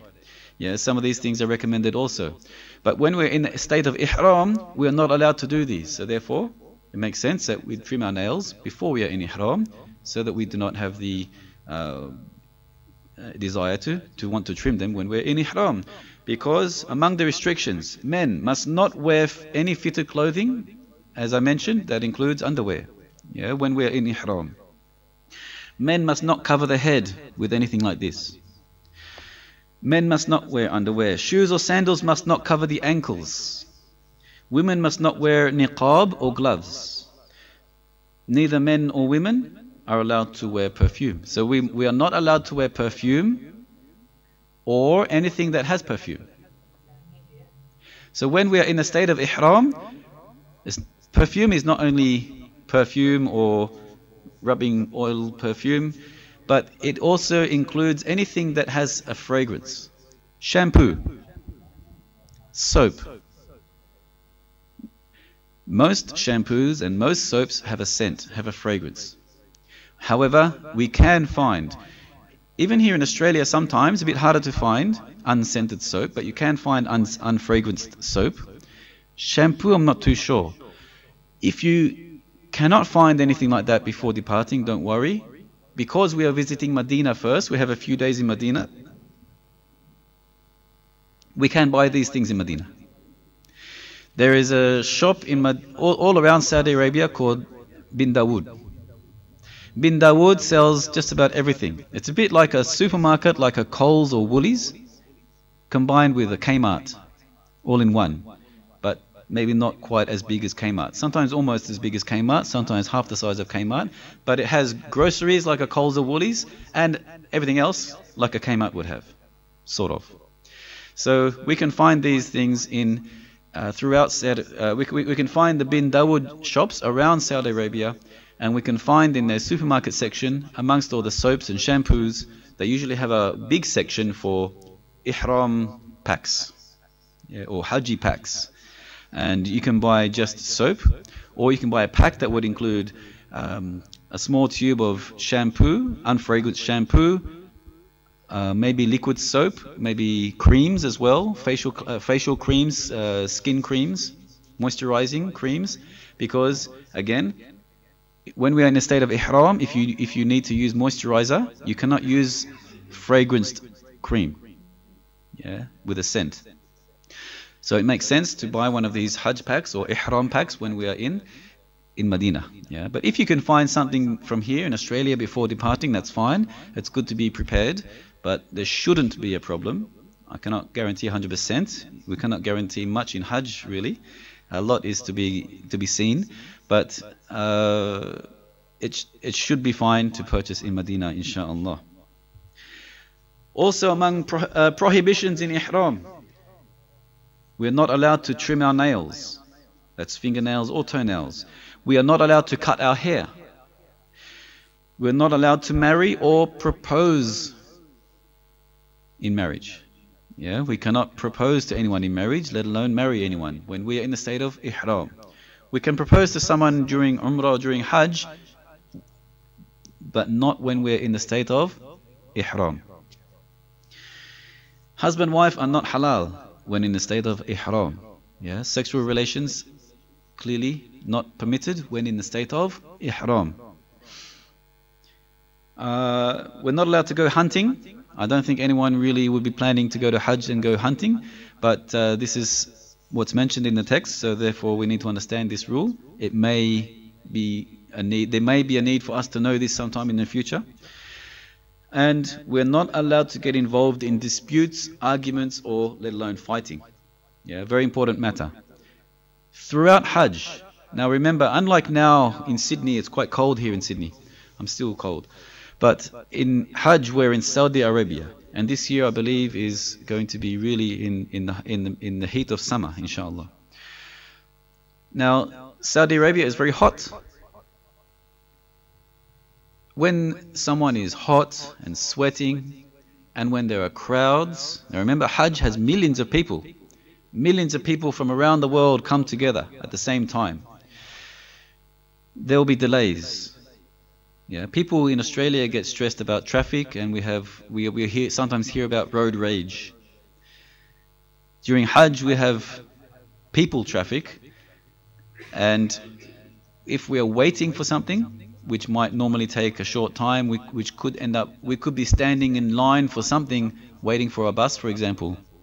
Don't be surprised if we're waiting for a bus, standing in line for maybe half an hour, or 1 hour, or 2 or 3 hours. Don't be surprised. Sometimes we are waiting and we have to be on standby, standing and waiting for something, and we could be waiting for hours. Yeah, so this is something we need to be prepared for. So under all of these circumstances, and seeing people from all around the world with different norms, different cultural norms, some things are polite in some cultures and not polite in other cultures, it's very easy for people to start losing their temper.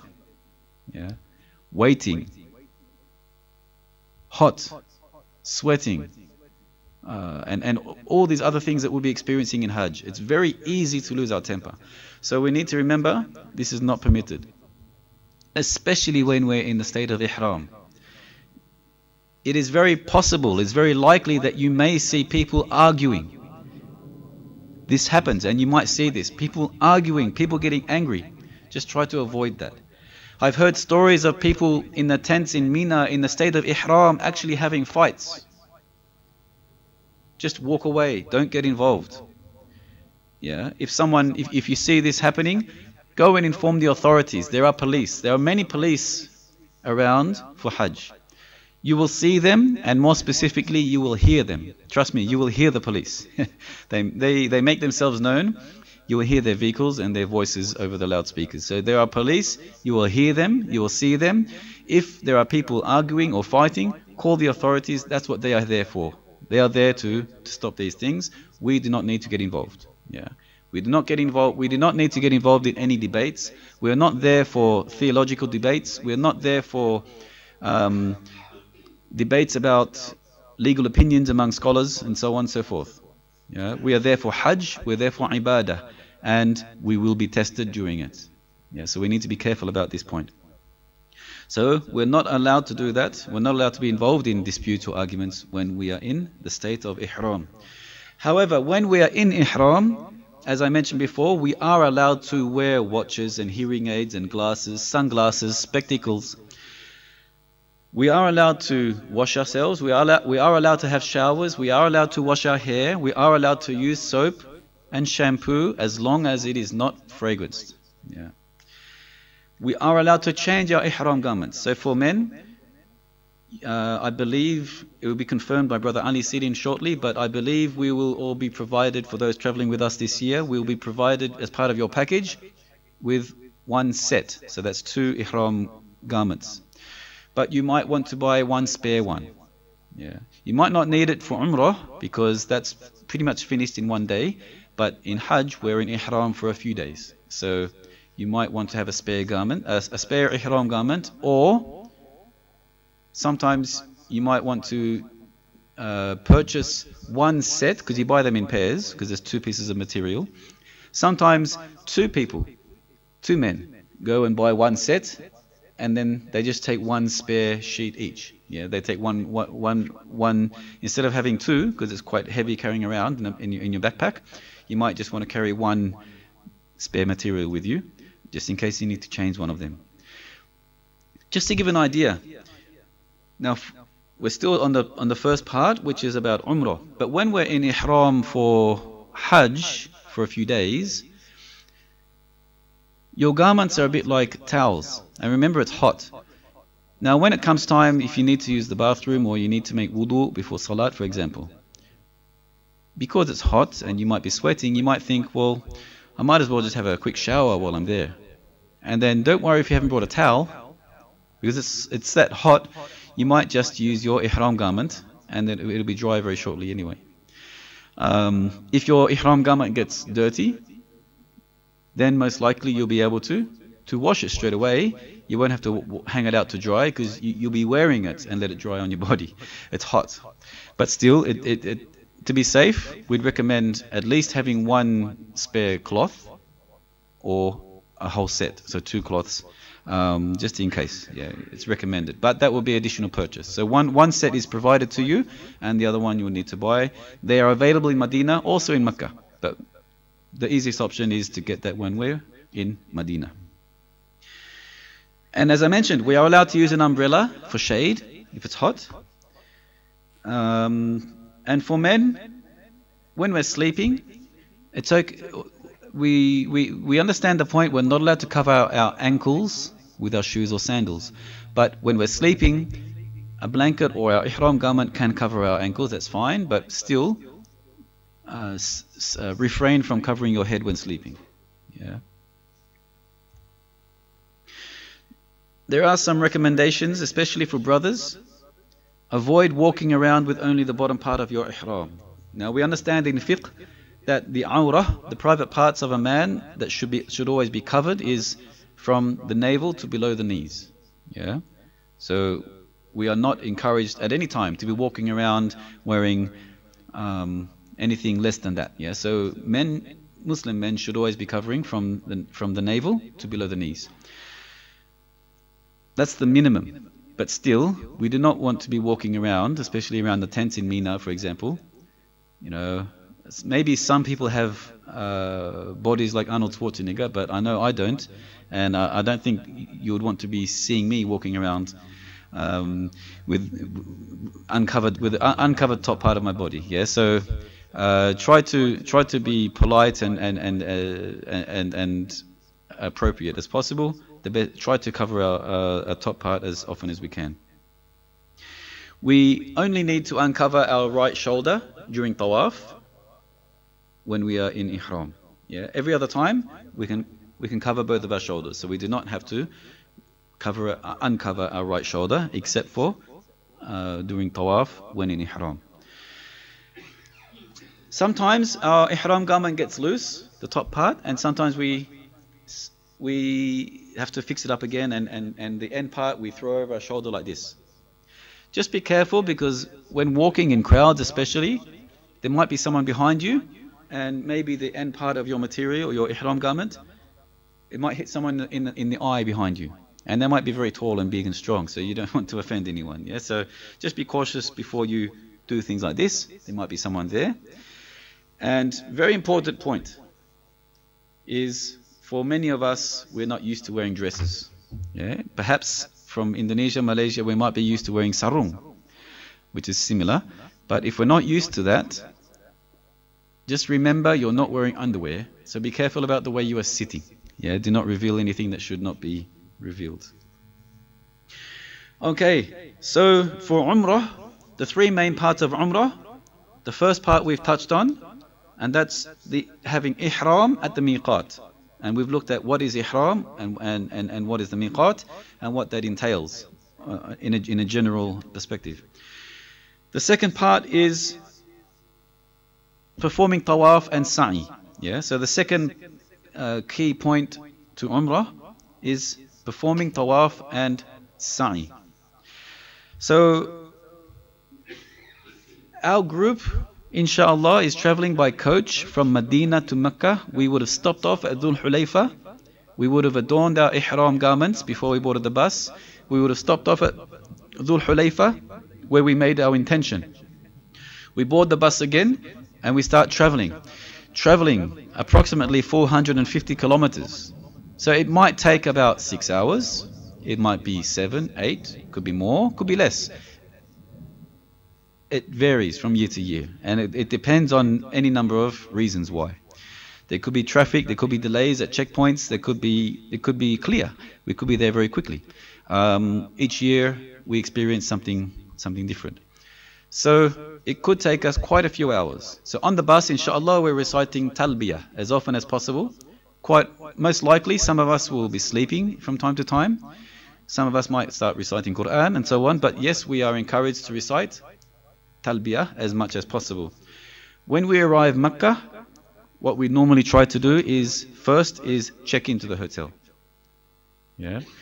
So the Sunshine package includes 5-star hotel accommodation in Medina and in Mecca, right in front of Masjid.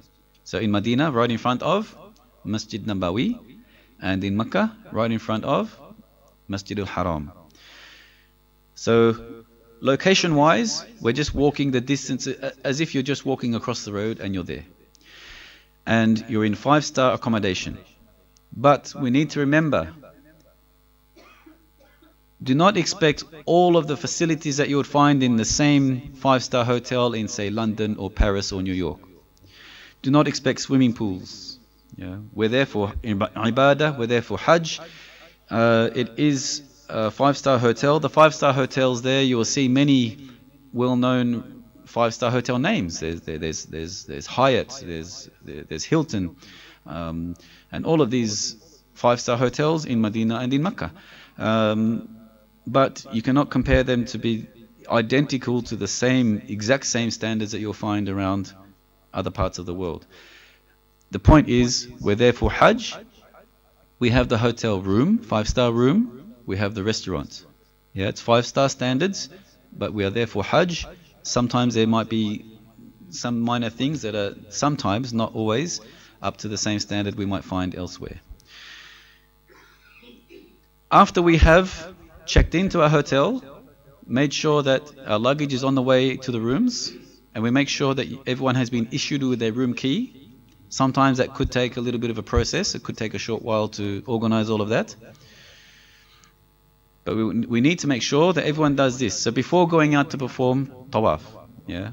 So we don't just get off the bus and go to do tawaf, because some people could be tired, some people could be sick. But we need to make sure you have your hotel room before anything else. So once you've checked into your room, we'll determine at the time as to what time we've arrived at the hotel, and we'll set a meeting place, most likely in the hotel lobby, at a certain time that we'll meet in the lobby for everyone in our group if they want to perform tawaf as a group. Yeah, there might be some people who have done Umrah before or have done Hajj before and they're going again. They might be comfortable to do their own thing, that's fine, but we'll announce that anyone who would like to join us as a group to meet at a certain time in the lobby, and then we'll depart together to enter the masjid and perform and begin our tawaf together as a group, inshallah. Yeah, so this is just a bit of what to expect with our group, inshallah. So the next thing that we need to do is perform tawaf for Umrah. So when performing tawaf, firstly, what exactly is tawaf? Literally, tawaf means to go around or to circle. In Islamic terminology, it means to circumambulate, to go around the Kaaba 7 times. with the Kaaba on your left hand side. Or in other words, anti-clockwise. Yeah.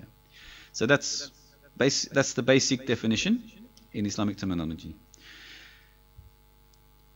Before we perform tawaf, there are a number of things we need to make sure we do. Just like before we perform salat, we must have wudu. And there is a hadith stating that tawaf is like wudu. Tawaf is like salat. Yeah. Tawaf is like salat, except that you may speak during it. Yeah. So we should have wudu, yeah, before we begin our tawaf. So from a hotel, try to have wudu before we leave the hotel. If there is someone who is unwell, if there's anyone who is sick or very tired, they may rest in the hotel in their room, and they can do their tawaf the next day if they need to. But remember, if you decide to do that, you are still in a state of ihram. You cannot go and use the regular soap to wash your hands in the bathroom. All of the creams and the shampoos provided in the hotel room you cannot yet use because you are still in a state of ihram. So you need to make sure you're using unfragrant soap and shampoo. So if you are delaying your tawaf, that's permissible, but just remember you're in ihram. So that's just a point that needs to be made. So when we go to perform tawaf, we have wudu. Our intention, it's enough to be in the heart. We don't have to say aloud like we did in ihram. We say aloud, inshallah. We are encouraged to say aloud. But for tawaf, it's okay to have intention in the heart. And this is when it is sunnah for men to uncover the right shoulder. This is the time that we are encouraged to uncover our right shoulder when we perform tawaf during the state of ihram. Yeah. This is known as ittiba'. Yeah. So this is when we uncover it. For this is the only time we need to do that. So when we enter Masjid Haram, normally there's a sunnah. Whenever we enter a masjid, what is sunnah to do? What are we encouraged to do whenever we enter a masjid normally? Not yet, not in Hajj, but say today, when entering a masjid, what's the sunnah to do? Pray 2 raka'at sunnah, known as Tahiyyatul Masjid. Yeah. But when we enter Masjid Haram, the best thing for us to do is begin tawaf. Tawaf is the best form of ibadah in Masjid Haram, second to Fardu Salah. Fardu Salah has the first priority. Yeah, Dhuhr, Asr, Maghrib, Isha, Fajr, Subuh. This has the number one priority. So other than that, yes, normally we are encouraged to do different types of Sunnah Salat, but the best form of ibadah other than Fardu Salah is tawaf. So we should go, as soon as we enter Masjid Haram, begin tawaf. That's the best thing to do. Yeah, tawaf. It has priority rather than going and doing 2 rak'ah Sunnah Salah. But it could depend on our circumstances. If we are entering after Isha at night time, and we know there's many hours until Fajr, until the Adhan for Subuh, then the best thing to do is begin tawaf immediately. If we enter the masjid and it's almost time for iqamah, for salat, then it might not make much sense for us to begin tawaf because we know we're going to have to stop in maybe 1 minute or 2 minutes. So then in that case, it might be better to find a place for salah, and then we may do Tahiyatul Masjid and maybe other sunnah. If the adhan has already been called, we may do sunnah qabliyah and so on. So that's a different. So in that circumstance, then perhaps yes, we would choose to do sunnah salah instead. Yeah. So depending on the time when we enter the masjid. But if it's like at night time after Isha, then in that case, the best thing to do is begin tawaf immediately. The starting point for tawaf is Hajar Aswad, the black stone. And we can see on the slide here, when we enter, so for anyone who has never done tawaf before, anyone who has never been for Umrah or Hajj before, it could be a little bit confusing at first.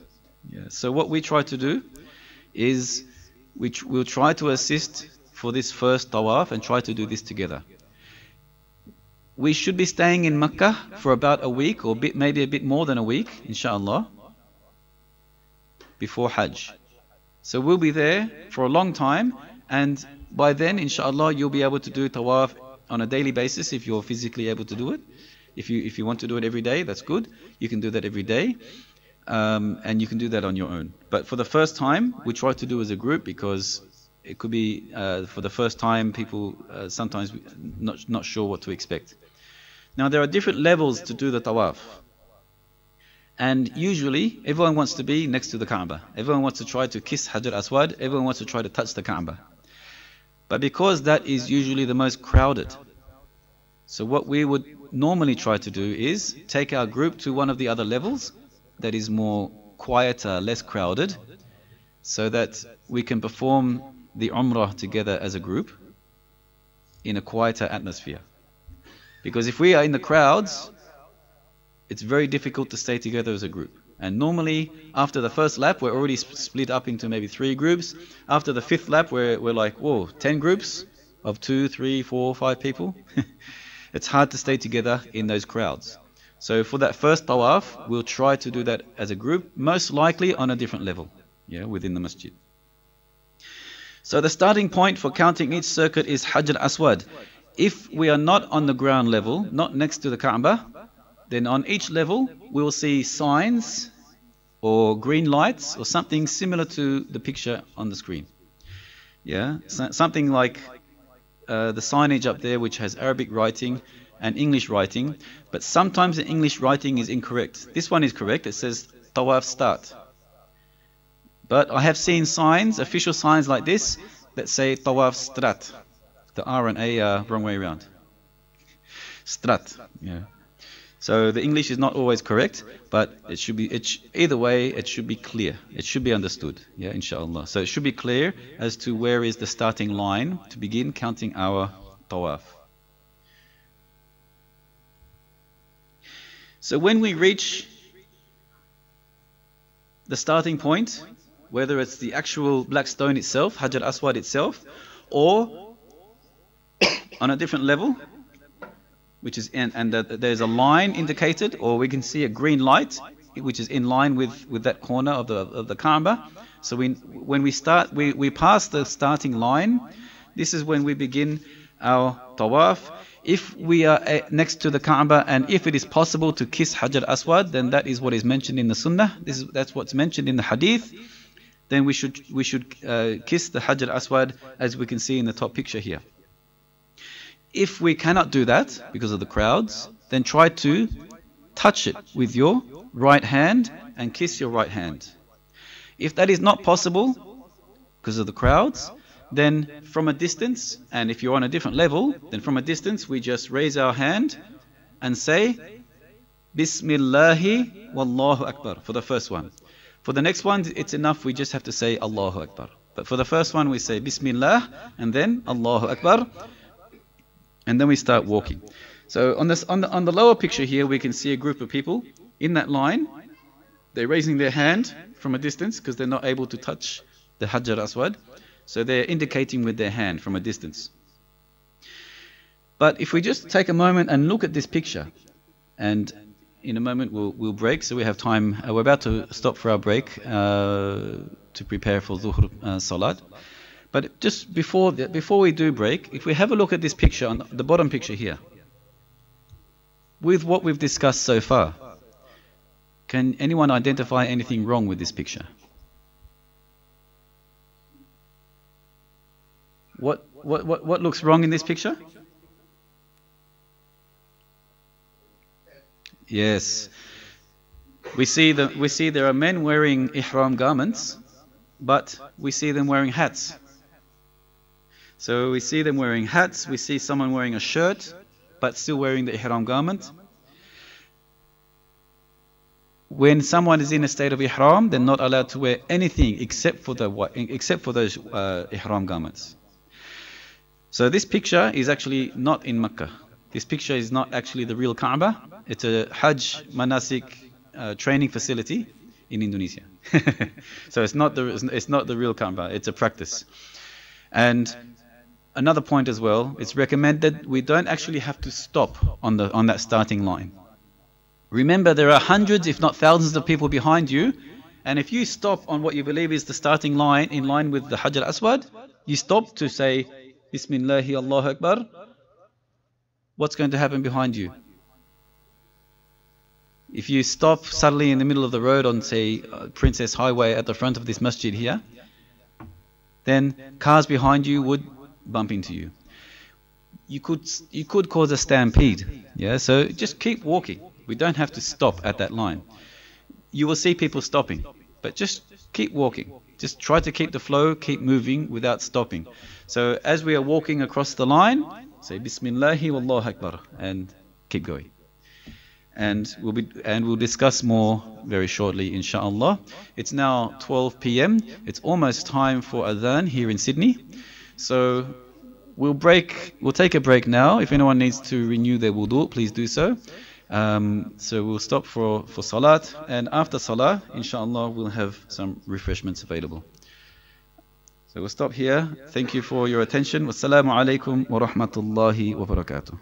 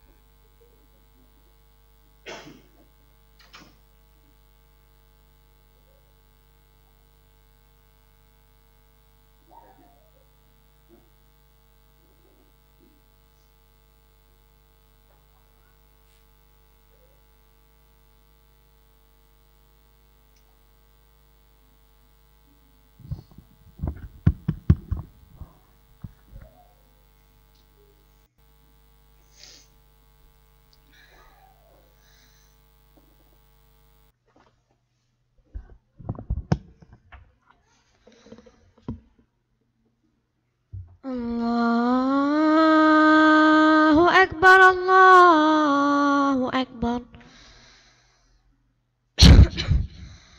الله أكبر الله أكبر أشهد أن لا إله إلا الله